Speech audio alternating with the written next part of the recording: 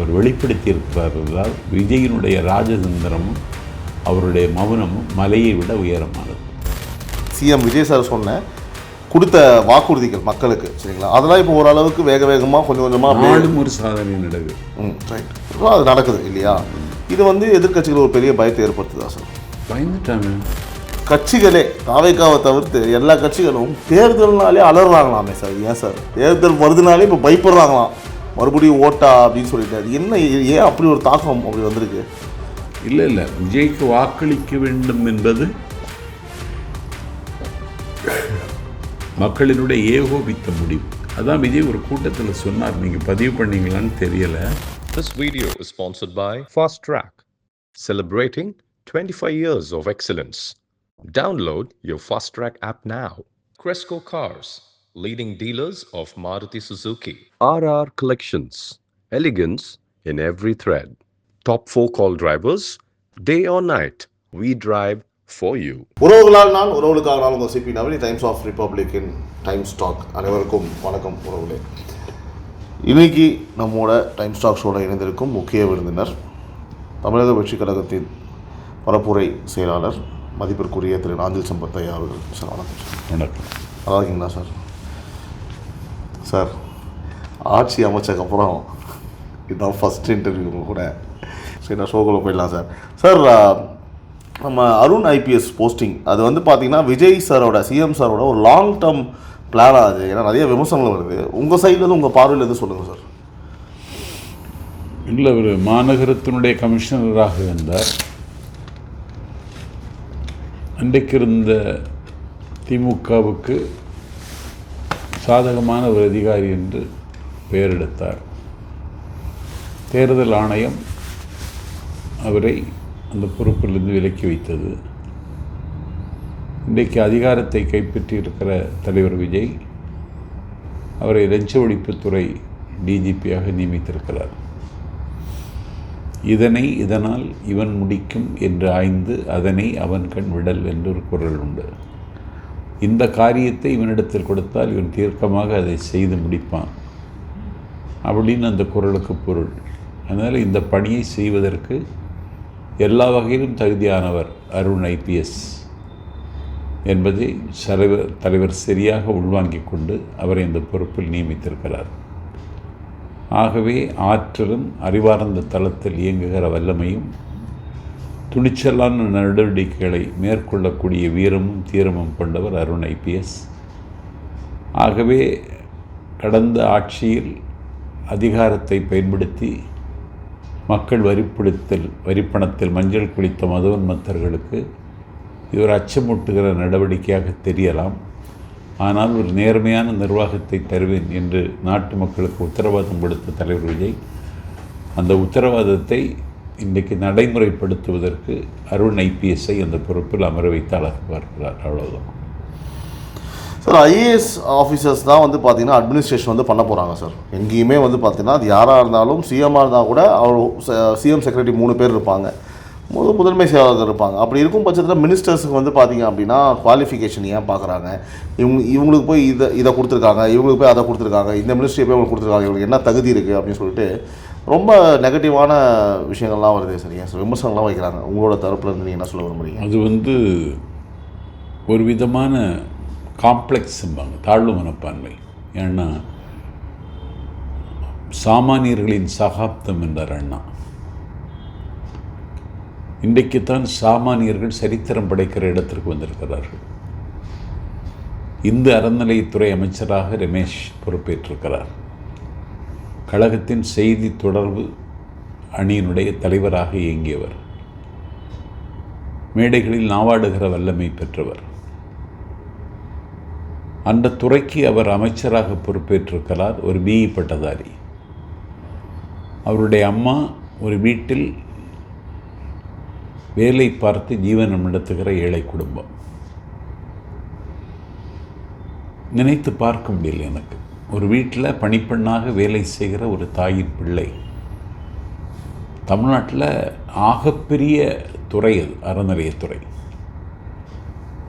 ஆயிரக்கணக்கான கோயில்களை வழிநடத்துகிற வரலாற்று கடமை அது, அறநிலையத்துறை அமைச்சர்.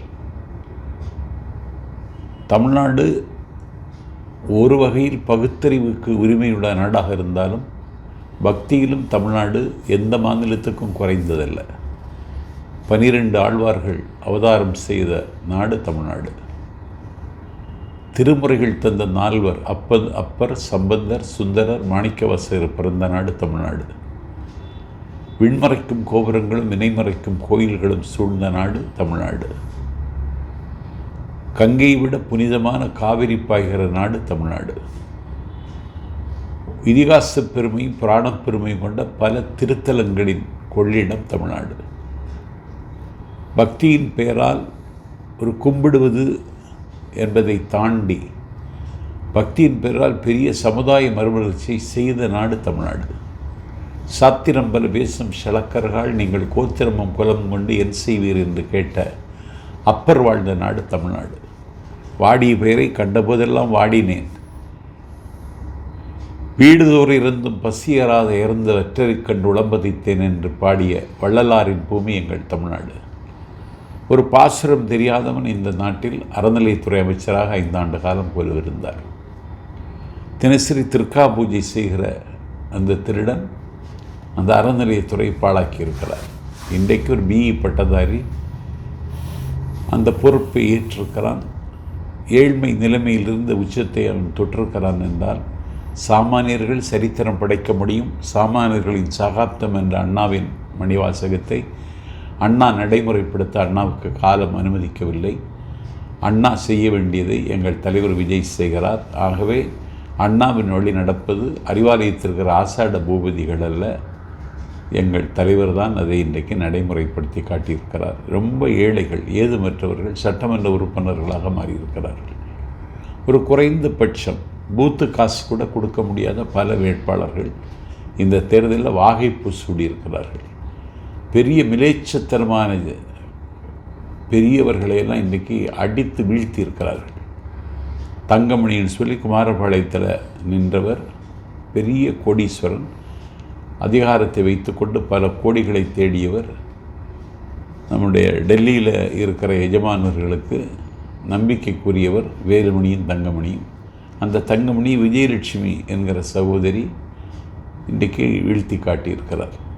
இந்த வெற்றியை எளிதில் கணக்கிட முடியாது. ஏன்னா பழனிவேல் தியாகராஜன் தமிழ்நாட்டினுடைய ஃபினான்ஸ் மினிஸ்டர், அதற்கு பிறகு தகவல் தொழில்நுட்பத்துறை அமைச்சர், கடல் கடந்த நாட்டில் பட்டம் பெற்றவர், வெள்ளைக்கார பெண்ணை திருமணம் செய்து கொண்டவர், கூடலூரிலிருந்து மதுரை வரையில் 2 மருங்கும் இருக்கிற ஆயிரக்கணக்கான ஏக்கர் நிலங்களுக்கு அதிபதி. அந்த பெரிய மிராசுதார் இன்றைக்கு முஸ்தபா என்கிற ஒரு சாதாரண தொண்டன் இன்றைக்கு அவரை வீழ்த்தி காட்டியிருக்கிறார். மதிப்பிற்குரிய பிஜேபி கட்சியினுடைய தேசிய செயலாளர்களில் ஒருவரான புஷ்பவின் கணவர் சுந்தர் சி என்கிற இயக்குநரையும் பழனிவேல் தியாகராஜனை வீழ்த்தி காட்டியிருக்கிறோம் மதுரை மாநகரத்தில். இப்படி பல ஆச்சரியங்களையும் அதிசயங்களையும் இந்த தேர்தல் தமிழ்நாட்டில் நிகழ்த்தியிருக்கிறது. தேர்தல் முடிவினால் பல பேர் இன்றைக்கு போதை ஊசி போட்டுக்கொண்டு தான் தூங்குவதாக எனக்கு தகவல் வருகிறது. பல பேர் தேர்தல் முடிவுக்கு பிறகு சூரியனையே பார்க்காமல் உறங்குகிறார்கள் என்பது எங்களுக்கு கிடைத்திருக்கிற மிகப்பெரிய வெற்றி. நீங்கள் இவ்வளோ தூரம் சொல்லும்போது அதே ரமேஷ் அவர்கள் மீது, அறநிலையத்துறை அமைச்சர் ரமேஷ் மீது மூத்த தலைவர் திரு வீரமணி அவர்கள் ஒரு சாயத்தை பூசுகிறாரு. என்ன பிராமணர்? இல்லை, அவர் அப்படித்தான் பேச வேண்டும். நான் இதில் மாறுபடலை. ஏனென்றால் பெரியாரை நான் நேசிக்கிறவன் தான். பெரியாருடைய கொள்கை பார்ப்பனியத்தை எதிர்ப்பது தான். ஒரு அறநிலையத்துறைக்கு ஒரு உயர்குலத்தை சார்ந்த பார்ப்பனர் அமைச்சரான்னு கேள்வி கேட்டால்தான் அவர் திராவிடர் கழகத்தின் தலைவராக நீடிப்பதற்கு தகுதி இருக்கிறது. அவர் கேட்டு விட்டார். ஆனால் இன்றைக்கி அந்த கண்ணோட்டத்தை எங்கள் தலைவர் பின்பற்றலை. அந்த கணக்கும் அவர்கிட்ட இல்லை. அவர் கட்சிக்கு ஒரு 20 ஆண்டு காலம் பணியாற்றியவன். அது தாண்டி ஒரு பிஇ பட்டதாரி. திருவரங்கம் தொகுதி. தமிழ்நாட்டில் கோவில் என்றால் சிதம்பரம். தமிழ்நாட்டில் வைணவ திருத்தலங்களுக்கு தலைநகரம் திருவரங்கம். 120 ஆண்டு காலம் வாழ்ந்த ராமானுஜர் கடைசியில் அடைக்கலம் நாடி போனது திருவரங்கம். அந்த திருவரங்கம் தொகுதியில் வெற்றி பெற்ற தம்பிக்கு அந்த வாய்ப்பை தலைவர் கொடுத்திருக்கிறார். அறநிலையத்துறையில் நிறைய சீர்திருத்தங்கள் செய்ய வேண்டியது இருக்கிறது. ஒரு திருச்சிரி துர்கா பூஜை செய்தவன் 5 ஆண்டு காலம் அறநிலையத்துறை அமைச்சராக இருந்தார். இன்றைக்கு மனிதர்களை மனிதர்களாக பார்க்கிற தலைவர் எங்கள் தலைவர் மட்டும்தான். அவருக்கு சாதி கண்ணோட்டம் கிடையாது. இந்த தேர்தலில் நிகழ்த்திய மாயாஜாலம் என்னென்னா, சாதி சமாதிக்கு போயிருக்கிறது. பணம் பாதாளம் வரைக்கும் பாய்கிற பணம் இந்த நாட்டில் பாடையில் ஏற்றப்பட்டு விட்டது. சாதிக்கிடமில்லை, பணத்துக்கிடமில்லை, அதிகார திமிருக்கு இடமில்லை. ஒரு விரல் புரட்சியில் இந்த நாட்டில் ஒரு பெரிய புரட்சியை அறிமுகம் செய்தது மட்டுமல்ல, அடுத்த தலைமுறைக்கும் அடுத்த தலைமுறை இன்றைக்கு விஜயின் வாக்காளர்களாக இப்போதே பதிவு செய்து விட்டார்கள். இன்னொரு 25 ஆண்டு காலம் தமிழ்நாட்டில் தாவேகாவின் ஆட்சி விஜயின் தலைமையில் நடக்கும் என்கிற நம்பிக்கை தமிழ்நாட்டில் இருக்குது. தமிழ்நாட்டு அரசியல் ஏற்பட்டிருக்கிற மாற்றம் தேசிய அரசியலில் இன்றைக்கு பெரிய தாக்கத்தை ஏற்படுத்தியிருக்கிறது. ஒரு காங்கிரஸ் கட்சியோடு ஒரு கூட்டணி வைத்தது ஒரு பெரிய ராஜதந்திரமான முடிவு. இந்த முடிவில் இன்றைக்கு திமுக கொஞ்சம் மலினமான மட்டமான பிரச்சாரங்களை செய்து வருகிறது. அதை தாண்டி இன்றைக்கு தேசிய அரசியலில் திமுக வகித்த பாத்திரத்தை எங்கள் தலைவர் இன்றைக்கு வகிக்க தொடங்கிவிட்டார் என்பது அவருடைய டெல்லி திக்விஜயம் இன்றைக்கு புலப்படுத்தியிருக்கிறது. நாடாளும் பிரதமர் நரேந்திர மோடியை சந்தித்த உடனே அவர் வைத்த முதல் கோரிக்கை தமிழ்த்தாய் வாழ்த்துக்கு முன்னுரிமை தர வேண்டும் என்றுதான். என்னால் பதவி ஏற்கிற பொழுது அலேல்கர் என்கிற ஆளுநர் அவருடைய கட்டுப்பாட்டில் தான் அந்த பதவியேற்பு விழா நடந்தது. வந்தே மாதரத்திற்கு முதலிடம், தேசிய கீதத்துக்கு 2வது இடம், தமிழ்த்தாய் வாழ்த்திற்கு 3வது இடம். 3வது இடத்திற்கு தமிழை கொண்டு வந்து விட்டார்கள் என்று சில விடுதலை சிறுத்தைகள் அமைப்பில் இருந்த ஒரு கருப்பு ஆடு நஞ்சு கைக்கினார். ஆனால் அப்படி ஒரு நோக்கம் எங்கள் தலைவருக்கு இல்லை. பதவியேற்பு விழா முடிந்ததற்கு பிறகு சட்டமன்ற உறுப்பினர்கள் பதவியேற்ற நிகழ்வில் மாண்புமிகு பேரவைத் தலைவர் பிரபாகர் உறுதியாக சொல்லிவிட்டார், தமிழ்நாடு சட்டமன்றத்தில் தமிழுக்குத்தான் முதலிடம், முன்னுரிமைன்னு சொல்லிட்டார். அதற்கு பிறகும் ஏதோ நாங்கள் ஒரு அடிமை மனப்பான்மையில் இருப்பது மாதிரி தொடர்ந்து பிரச்சாரம் செய்து வந்தது. திமுகவுக்கு எங்கள் மீது எறிவதற்கு எந்த ஆயுதம் இல்லாமல் நிராயுத பாணியாக இருந்திருக்கிறார்கள். மந்திரி சபை விரிவுபடுத்தப்பட்டு கவர்னர் மாளிகையில் பதவி பிரமாணம் செய்து வைக்கப்பட்ட பொழுதும் வந்தே மாதரமும் தேசிய கீதத்திற்கு முன்னுரிமை கொடுத்தார்கள். ஆனால் எங்கள் தலைவர் எதிர்ப்பு தெரிவிக்கவில்லை என்றால் அதிகாரத்தில் அவர்கள் இருக்கிறார்கள். அவருடைய அதிகார வரம்பில் அவருக்கு விதிக்கப்பட்ட கடமை அவர் செய்திருக்கிறார். இதில் விமர்சனங்கள் தேவையில்லைன்னு எங்கள் தலைவர் விட்டுட்டார். ஆனால் அவருடைய மனசில் இந்த நெருப்பு எரிந்து கொண்டிருந்தது. அதை இன்றைக்கு நாடாளும் பிரதமரை நேரில் சந்தித்த பொழுது அவர் வெளிப்படுத்தியிருக்கிறார் என்றால் விஜயினுடைய ராஜதந்திரமும் அவருடைய மௌனமும் மலையை விட உயரமானது. சார், அடுத்தபடியாக இந்த சிஎம்டிஏ முக்கியமான ஒரு கேள்வி கூட கேட்கணும்னு நினச்சேன் சார். அது சிஎம்டிஏ கரப்ஷன், அதாவது இந்த மினிஸ்டர் ஃபண்டு அதுன்னு சொல்லுவாங்க, அப்புறமேட்டு சிஎம் ஃபண்டுன்னு சொல்லிட்டு இந்த சிஎம்டியில் நடக்கிற கரப்ஷனோட ஃபஸ்ட்டு ஸ்ட்ரைக் தான் நம்ம சிஎம்மோடது. விஜய் சாரோட ஃபஸ்ட்டு ஸ்ட்ரைக்கே அதுதான். ஆதவர்ஜனாக பேட்டி கொடுத்துட்டார். இனிமேல் இந்த சிஎம் ஃபண்டு, டொனேஷனு, அது இது கமிஷனு எதுவுமே இருக்காதுன்னு சொல்லிட்டார். ஆனால் பாருங்கள் சார், அது ரொம்ப பெரிய ஒரு ஊழல் ஸ்டாப் பண்ணாதான் தான் அர்த்தம். சரிங்களா? அது ஏன் பெருசாக பேசப்படல சார்? ஏன் எதுவுமே அது பெருசாக வெளில வரலையே? இந்த ஊழலற்ற ஒரு நிர்வாகம் என்று தலைவர் விஜய் தேர்தல் காலத்தில் சொன்னார். ஒரு ஊழலற்ற நிர்வாகத்தை உத்தரவாதம் தருவதற்கு இன்றைக்கி அந்த பிஎஃப் ஃபண்டெல்லாம் வேண்டான்னு சொல்லிட்டாங்க. அது ஏன் பேசு பொருள் ஆகவில்லைன்னு சொன்னால், இந்த தலைவர் தான் உள்ளத்துக்கும் உதட்டுக்கும் இட்டு நிரப்ப முடியாத இடைவெளி உள்ள தலைவர்களுக்கு மத்தியில் உண்மையை வெளிப்படையாக சொல்லுகிற தலைவர்னு மக்கள் ஏற்றுக்கிட்டாங்க. அது போக இதை வைத்து விளம்பரம் செய்கின்ற அந்த வேலையில் தாவேக்கா ஈடுபடவில்லை. மரங்கள் கூட மலர்களை காட்டி விளம்பரம் செய்கிறது, வானங்கள் கூட நட்சத்திரங்களை காட்டி விளம்பரம் செய்கிறது. ஆனால் சத்தமில்லாமல் இந்த சமூகத்தில் விஜய் சாதித்திருக்கிற இந்த சாதனையை நாங்கள் யாரும் விளம்பரம் செய்யலை.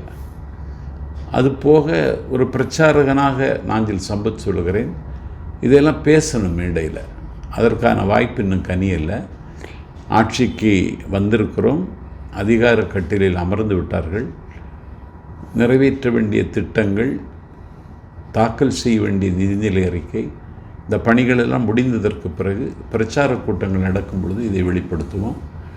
ஆனால் நாட்டு மக்கள் அதை மௌனமாக இருந்து ரசிக்கிறார்கள் என்பதை விட வரவேற்கிறார்கள்.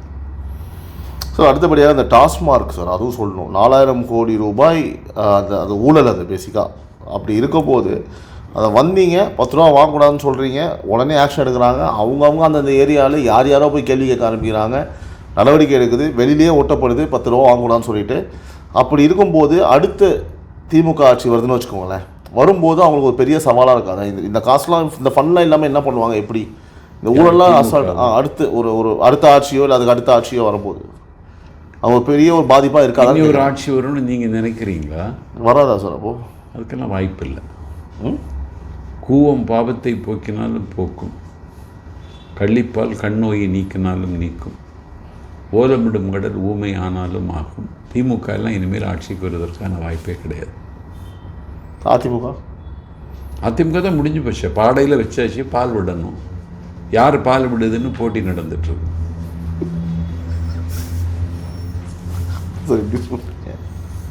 இவ்வளோ பெரிய கட்சி அது, அதான் சொல்கிறேன். ஏதோ ஒன்று போங்க சார். டிவிகேவோட ப்ராமிசஸ், அதாவது சிஎம் விஜய் சார் கொடுத்த வாக்குறுதிகள் மக்களுக்கு, சரிங்களா, அதெல்லாம் இப்போ ஓரளவுக்கு வேகமாக கொஞ்சம் கொஞ்சமாக ஒரு சாதனை நடக்குது. ரைட், அது நடக்குது இல்லையா? இது எதிர்க்கட்சிகள் ஒரு பெரிய பயத்தை ஏற்படுத்துதா சார்? பயந்துட்டாங்க. அச்சம் அவர்களை ஆட்கொண்டுட்டு இருக்கிறது. அடுத்த நகர்வுக்கு அடி எடுத்து வைக்க முடியாமல் திணறுகிறார்கள். 86 பேர் கொண்ட ஒரு குழு போட்டு ஏன் தோற்றோம் என்பதை ஆய்கிறார்கள். ஆயப்போகிற இடத்தில் அடிதடி நடக்குது.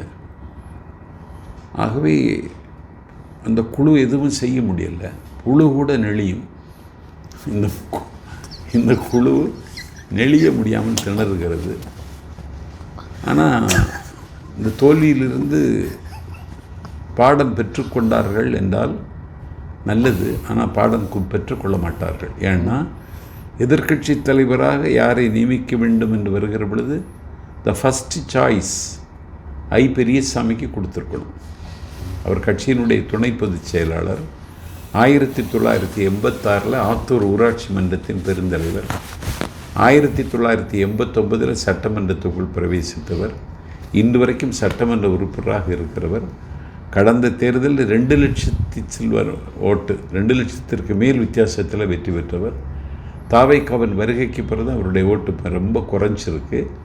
அதை தாண்டி ஒரு மரபார்ந்த குடும்பத்தின் பிள்ளை, ஒரு தென் தமிழகத்திற்கு ஒரு கொடுத்த அங்கீகாரமாக கூட இருந்திருக்கும், அவருக்கு கொடுக்கலை. இல்லைன்னா அண்ணன் KN நேரு ஒரு தடாலடி அரசியல்வாதி, தொண்டர்களினுடைய விருப்பப்படி நடந்து கொள்கிறவர். அண்ணன் ஸ்டாலின் கட்டளையிட்டால் அந்த கட்டளை நிறைவேற்றுவதற்கு சர்வவிரி தியாகமும் செய்யக்கூடிய ஒரு பர்சனாலிட்டி, அவருக்கு கொடுத்துருக்கணும். அவர் தான் கட்சியினுடைய முதன்மை செயலாளர், அதுவும் கொடுக்கலை. நீங்கள் சொல்கிறதெல்லாம் விட சிறந்த ஒரு மனிதனாக கொடுத்துருக்காங்க உதயநிதி ஸ்டாலின். அதான் இல்லைன்னா ஒரு 3 முறை முதலமைச்சராக இருந்தவர் OPS. இன்னைக்கு திமுகவில் அடைக்கல் முகந்து போடிநாயக்க ஒரு தொகுதியில் பெரிய சவால்களுக்கு மத்தியில் வெற்றி பெற்று வந்திருப்பவர், அவருக்கு அதை கொடுத்துருக்கணும். தன்னுடைய புதல்வன் என்கிற தகுதியை தவிர எந்த தகுதியும் உதயநிதிக்கு கிடையாது. பயங்கரமாக கேள்வி கேட்குறாரு, பேசுகிறார். இல்லை, நம்பிக்கை வாக்கெடுப்பு அன்னைக்கு தூங்கி விழிந்தார் சட்டமன்றத்தில். நம்பிக்கை வாக்கெடுப்பில் பேசுகிற பொழுது அவர் சொல்கிறாரு, நீங்கள் எதிர்கட்சியில் இருக்கிறவங்க வீட்டுக்கு போகிற பொழுது சோஃபா, நீங்கள் போகுது முன்னாடி சோஃபா போச்சு அப்படிங்கிறார். இதெல்லாம் ஒரு பேச்சாங்க? சோஃபா போச்சா சுண்ணாம்பு போச்சான்னு பார்க்குறத ஒரு எதிர்கட்சி தலைவருக்கு வேலை. இதை வச்சுக்கிட்டு முரசொலியில் ஒரு கவிதை எழுதுகிற ஆண்டாள் பிரியதரிசினின்னு ஒரு அம்மா, சோஃபாவுக்குள் என்ன இருந்தது, நாஞ்சில் சம்பத்துக்கிற முதல் உனக்குள் என்ன இருக்கிறது, சோஃபாவுக்குள் என்ன இருந்ததுன்னு கேட்குறது என்ன மலிவான நடவடிக்கை? ஒரு எதிர்கட்சி தலைவர் என்ன பேசி இருக்கணும்? இன்றைக்கி கேஸ் சிலிண்டர் தட்டுப்பாடுங்க, நீங்கள் 6 சிலிண்டர் தர்றதா சொல்லியிருக்கீங்க. மேற்காசிய போரில் உலகம் இன்றைக்கு நடுங்கி கொண்டிருக்கிறது. இந்த யுத்த மேகம் சூழ்ந்திருக்கிற சூழலில் எரிவாயு தட்டுப்பாடு, சமையல் கேஸ் கிடைக்கல, சென்னையில் பல இடங்களில் ஆம்லேட் இல்லை, ஆப்பம் இல்லை. நீ போய் 6 சிலிண்டர் தரேன்னு சொல்கிறேன், இது எப்படி நடைமுறைக்கு சாத்தியம்னு கேட்டிருந்தா இவன் எதிர்க்கட்சி தலைவர்னு நம்ம நம்பலாம். இவன் சோஃபாவை பற்றி பேசுகிறான், தூங்கி வலிக்கிறான்னா இவன் எதிர்க்கட்சி தலைவனா? எதிர்க்கட்சி தலைவனாக இருப்பதற்கு எந்த தகுதியும் இல்லாதவர் உதயநிதி ஸ்டாலின். அடுத்த 15 ஆண்டுகளுக்கு திமுக இல்லை, யாருமே திராவிட கட்சியிலே வர முடியாதுன்னு சொல்கிறாங்க. அது உண்மையாகவே உண்மையா? ஆமாம், உண்மையாகவே உண்மை. ஏன்னா அடுத்த தலைமுறை வாக்காளர்கள் அவருக்கு எப்பவுமே டெபாசிட்டு பண்ணிட்டாங்க. ஓட்டலாம் டெபாசிட்டு தான். ரெக்கரிங் டெபாசிட்டா ஃபிக்ஸட் டெபாசிட்டான்னு தெரியல, டெபாசிட் ஆகிடுச்சு. நேற்று முன்தினே எங்கள் ஊர் கோவில் திருவிழா, அம்பலவனர் கோவில் திருவிழா, அதில் ஃபேன்சி ட்ரெஸ் மார்வேட போட்டி நடந்தது. என்னுடைய 11 வயது பேரன் மாக்சிம் கார்கி, அவன் விஜய் மாதிரி வெள்ளை சட்டை, கருப்பு பேண்ட், கருப்பு கோட்டு போட்டுட்டு மேடையில் ஏறி விஜய் பேசுவது பேசி காமிச்சான். அவன் பேச பேச பேச கண்ணு கட்டிய தூரம் வரை கடல் போல் திரண்டிருந்த பெருங்கூட்டம் ஆரவாரித்தது கண்டு நானே வியப்பு எய்து விட்டேன். ஒரு எங்கள் ஊரில் இந்த அதிசயமா? ஏன்னா எந்த கட்சியும் கொண்டாடுகிற மக்கள் அல்ல எங்கள் ஊரில் இருக்கிற மக்கள். வித்தியாசமாக வாக்களிக்கிற மக்கள் எங்கள் மக்கள். இந்த தேர்தலில் கூட மார்க்சிய கம்யூனிஸ்ட் கட்சியின் செல்லசாமி இந்த தொகுதியில் வெற்றி பெற வைத்த மக்கள் அந்த மக்கள். அந்த மக்கள் மத்தியில் ஒரு கோவில் திருவிழாவில் ஒரு சின்ன பையன் பேசுகிறான், விஜய் வேடம் போட்டு வர்றான். அதை ரொம்ப ஆரவாரத்தோடு செய்கிறார்கள்னா ஒரு அடுத்த தலைமுறை வாக்காளர்கள் இன்றைக்கே தாவேக்காவுக்கு டெபாசிட் செய்யப்பட்டு விட்டார்கள். திமுகவுக்கு ஒரு ஓட்டு அப்படி கிடையாது. ஓகே, ஸோ இப்போ உதயநிதியோட லீடர்ஷிப் மீது டிஎம்கேக்குள்ளேயே பெரிய டவுட் இருக்கா? அப்போது உதயநிதியோட லீடர்ஷிப் எதிர்க்கட்சி தலைவராக இருக்கிறது டிஎம்கேக்குள்ளேயே பெரிய ஒரு டவுட் இருக்கா, ஒரு அதிருப்தி இருக்கான்னு கேட்குறேன். பயங்கர திருப்தி. இந்த தலைமை மாறினால் மட்டும்தான் திமுகவை காப்பாற்ற முடியும். ஒரு திமுகவில் ஒரு முக்கியமான தம்பி என்கிட்ட இந்த தலைமை இருக்க வரைக்கும் கட்சி ஜெயிக்காதன்னா அதை புலப்படுத்துகிற வகையில் எனக்கு ஒரு வாசகம் எழுதித்தாங்கன்னு கேட்டான். நான் சொன்னேன், கனிமொழி திமுகவிற்கு தலைமை தாங்கினால் மட்டும்தான் தமிழ் மொழியை பாதுகாக்கிற திமுக காப்பாற்றப்படும். இதை அடித்து ஓட்டுன்னு சொல்லி எழுதி கொடுத்துட்டு இருந்தேன். என்னால் முடிஞ்ச உதவி அவ்வளோதான். சார், திரு ஸ்டாலின் அவர்கள் பார்த்திங்கன்னா இளம் ரத்தத்தை பாய்ச்ச போகிறேன் நான் என்னோடய கட்சியில். ஒரு ஜூன் ஜூலை வரைக்கும் வெயிட் பண்ணுங்கள், புதிய பொலிவுடன் நாங்கள் வருவோம். எப்படி பழைய படத்தை பார்த்திங்கன்னா புதுசாக நம்ம ஒரு ரீமேக் பண்ணி டிஜிட்டலாக வர மாதிரி கட்சியை புது பொலிவுடன் கொண்டு வரணும்னு சொல்கிறாங்க. நீங்கள் இளைஞர்களே இல்லைன்னு சொல்கிறீங்க, அடுத்த 2 தலைமுறைக்குன்னு சொல்கிறீங்க. அது இப்போ திமுகனால சாத்தியப்படுறது முடியாது. ஏன்னா உங்களுக்கு முதல்ல ஒரு ஃபேஸ் வேல்யூ உள்ள லீடர் மாதிரி அங்கே யாரும் இல்லை. எனக்கு உதயநிதி சார், உதயநிதிக்கெல்லாம் கிடையாது. உதயநிதி சிவகங்கையில் நடந்து போகிறான், டீ குடிக்க போகிறாரு. டீ கடைக்காரனே அவனை விரும்பலை. இவன் ஏன்டா நம்ம கடைக்கு வந்தாங்க? ஒரு தலைமை டீ குடிக்க போனால் அது ஒரு மக்கள் பார்க்கணும்ல, எந்த பரபரப்பும் பதட்டமும் இல்லை. இல்லை சார், எதிர்கட்சி பேசுறீங்க தவறில்ல சார். அவர் ஜெயிச்சிருக்காரு, எம்எல்ஏ அவர். இல்லை, இன்னும் 2 நாள் அவகாசம் இருந்தால் வீழ்த்தி இருப்போம். இன்னும் 2 நாள் அவகாசம் இருந்தால் வீழ்த்தி இருப்போம். சரி, இப்போ இந்த கட்சிகளே தாவேக்காவை தவிர்த்து எல்லா கட்சிகளும் தேர்தல்னாலே அலறாங்களாமே சார். ஏன் சார் தேர்தல் வருதுனாலே இப்போ பயப்படுறாங்களாம், மறுபடியும் ஓட்டா அப்படின்னு சொல்லிட்டு? அது என்ன, ஏன் அப்படி ஒரு தாக்கம் அப்படி வந்திருக்கு? இல்லை, விஜய்க்கு வாக்களிக்க வேண்டும் என்பது மக்களினுடைய ஏகோபித்த முடிவு. அதான் விஜய் ஒரு கூட்டத்தில் சொன்னார், நீங்கள் பதிவு பண்ணீங்களான்னு தெரியலை, என்னை எதிர்ப்பது என்பது தமிழ்நாட்டை எதிர்ப்பது. ரொம்ப டென்ஷன் ஆகிட்டாங்க. ஆமாம், என்னை அவமானப்படுத்துவது தமிழ்நாட்டு மக்களை அவமானப்படுத்துவது. என்னை கேவலமாக சித்தரிப்பது என்பது தமிழ்நாட்டு மக்களை கேவலமாக சித்தரிப்பது. நான் தான் தமிழ்நாட்டின் அடையாளம்னு பெருமிதத்தோடு சொன்னார். இப்படி பேசுகிற துணிச்சலும் ஆளுமையும் தமிழ்நாட்டில் வேறு எந்த தலைவனுக்கும் கிடையாது.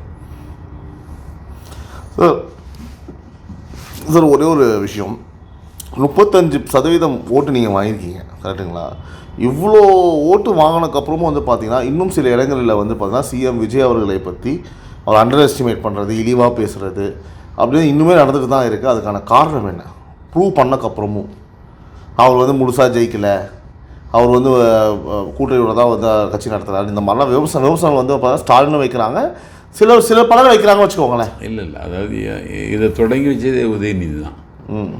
உங்களுக்கு எதிராகத்தான் தமிழ்நாட்டு மக்கள் வாக்களித்திருக்கிறார்கள் சொன்னாங்க. கணக்கு சொன்னார். அப்போ இவன் அதிமுகவையும் தன் கட்சின்னு நினச்சிட்டு பேசுகிறான் பாருங்க. அறுதி பெரும்பான்மை கிடைக்கலைன்னாலும் ஆகப்பெரிய கட்சிங்கிற தகுதிக்கு வந்து மக்கள் திலகம் எம்ஜிஆர் கூட இந்த வாக்கு சதவீதத்தை முதல் தேர்தலில் பெறலை. மக்கள் திலகம் எம்ஜிஆர் பெறாத வெற்றியை எங்கள் தலைவர் விஜய் பெற்றிருக்கிறார். சில பேர் விமர்சிக்கிறாங்கன்னா அதை நான் தவறுன்னு சொல்ல மாட்டேன். ஆனால் ஒரு 60 வயது தாத்தாவும் ஒரு ஆண்டவனை பொதுவாக பார்ப்பாங்க. முருகா உனக்கு கண்ணு இருக்கா அப்படின்னு கேட்பாங்க.